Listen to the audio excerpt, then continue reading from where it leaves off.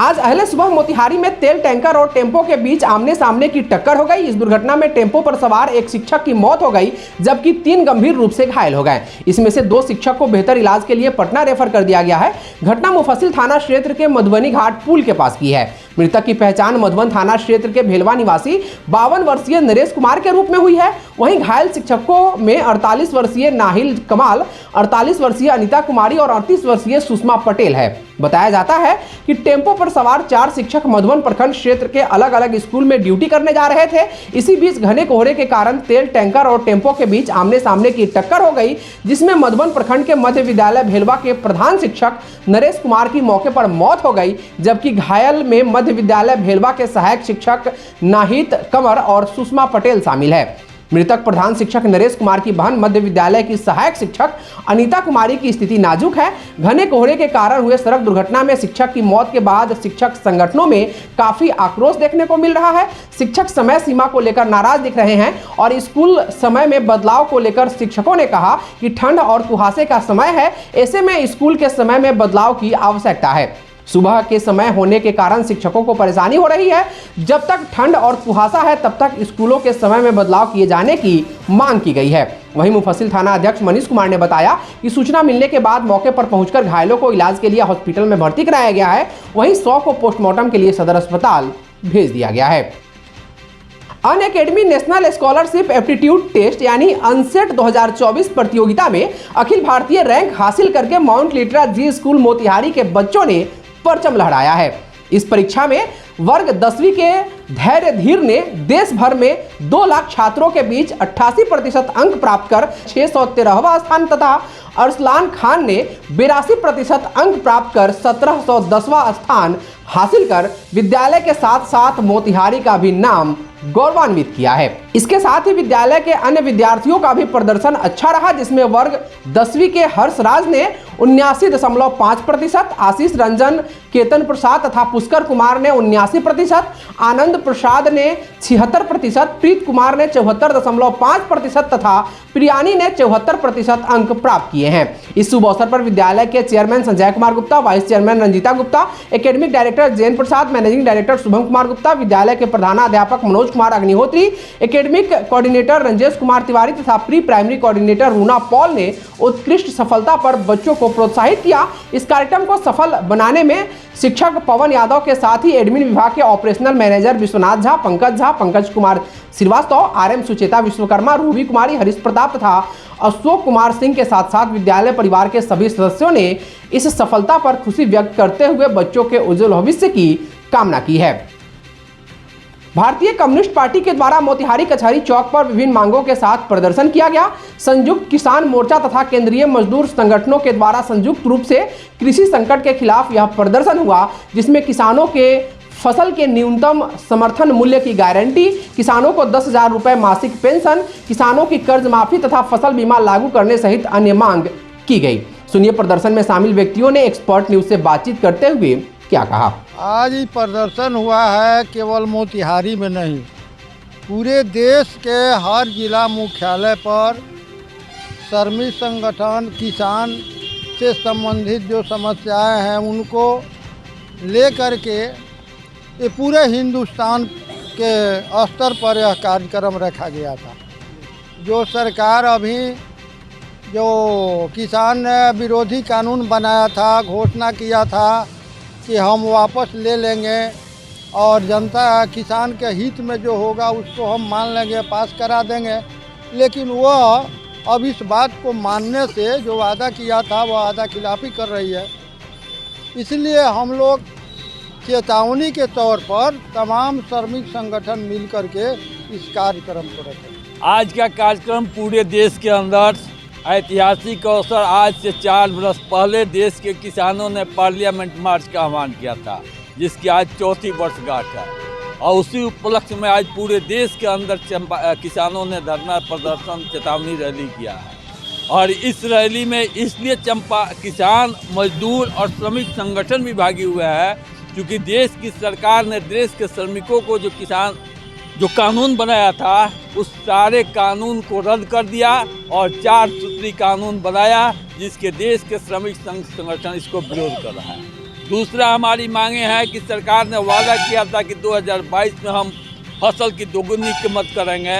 2022 बीत गया, लेकिन आज उसकी लागत मूल्य भी किसानों को नहीं मिल रहा है।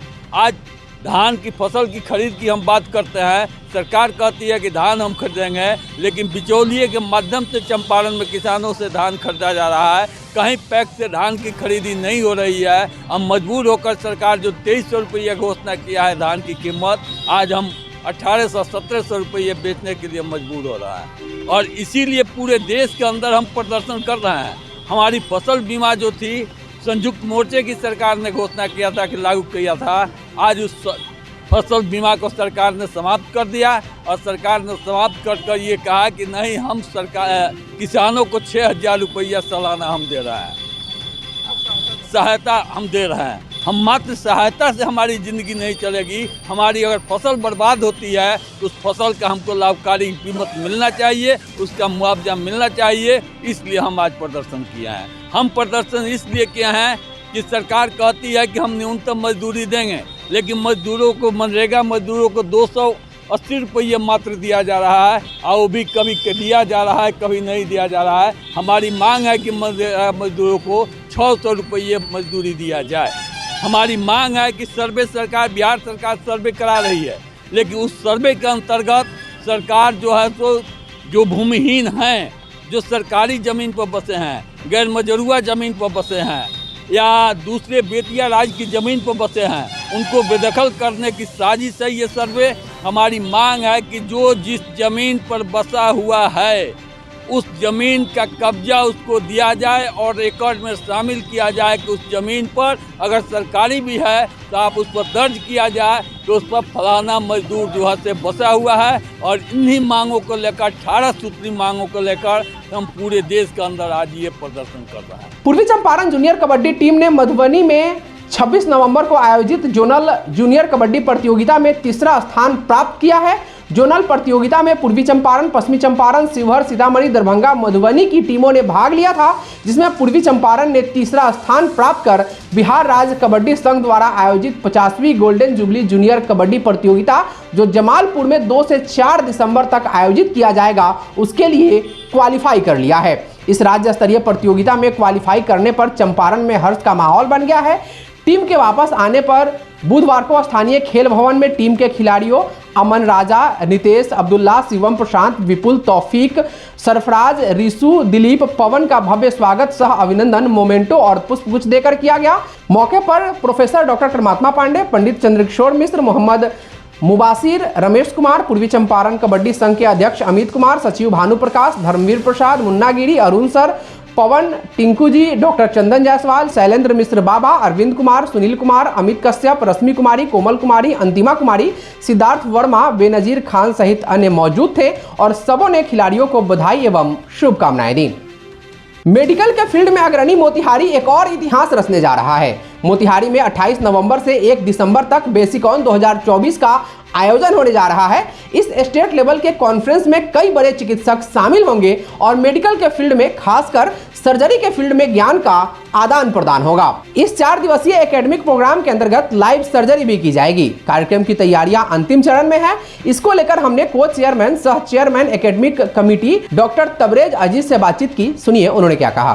कि मोतिहारी में पहली बार ये बेसिकॉन, ये surgeons conference Bihar state level का ये आयोजित हो रहा है और ये बहुत खुशी की बात है और गर्व की बात भी है कि मोतिहारी में दिस द फर्स्ट टाइम जिसमें सर्जिकल फेडरेटी के बहुत से डॉक्टर्स आएंगे और यहाँ पे ये 4 दिन का बिल्कुल एकेडमिक प्रोग्राम है लगभग और उसमें एक प्री कॉन्फ्रेंस वर्कशॉप भी रखा गया है जो कि नर्सेज और पैरामेडिकल्स के लिए है और उनको बहुत से ज्ञान दिया जाएगा उसके अंदर मेडिकल से मुतल्लिक़। और फिर एक वर्कशॉप है 29 तारीख को। वर्कशॉप में देश के बहुत से बड़े बड़े चिकित्सक आ रहे हैं जिसमें डिफरेंट ऑपरेशंस वो डॉक्टर्स को दिखलाया जाएगा और किया जाएगा। उसमें बातें होंगी, बहुत से उससे आदान प्रदान होगा ज्ञान का।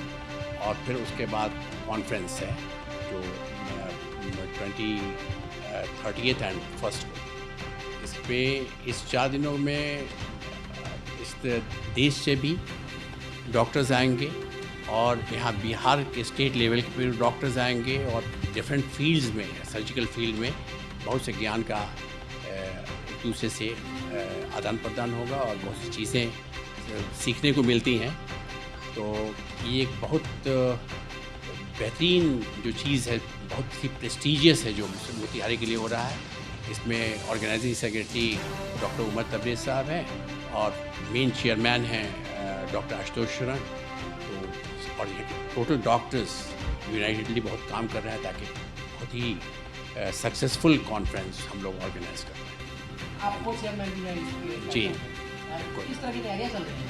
मैं वो चेयरमैन हूँ और एकेडमिक जो चेयरमैन एकेडमिक कमेटी वो, और तैयारियाँ बहुत नेशनल लेवल पे हो रही है। और यहाँ पे हम लोग के यहाँ रहमानिया मेडिकल सेंटर में जो मेन वर्कशॉप है और प्री कॉन्फ्रेंस वर्कशॉप, ये रहमानिया मेडिकल सेंटर में 28 और 29 तक जहाँ पर बहुत से पीजी स्टूडेंट्स जो कर रहे हैं वो लोग भी आते हैं, अपना केसेस प्रेजेंट करते हैं और बहुत से डॉक्टर्स आएंगे जिसमें बहुत लाइफ सर्जरीज़ दिखाई जाएंगी। उसके लिए बहुत बेहतरीन तैयारी है। और मेन जो कॉन्फ्रेंस का वेन्यू है वो अमर रिजॉर्ट है वहाँ पे, और पूरे बिहार से और बाहर से लोग जा रहे हैं और बहुत कुछ यूज़फुल होगा और बहुत सीखने को मिलेगा।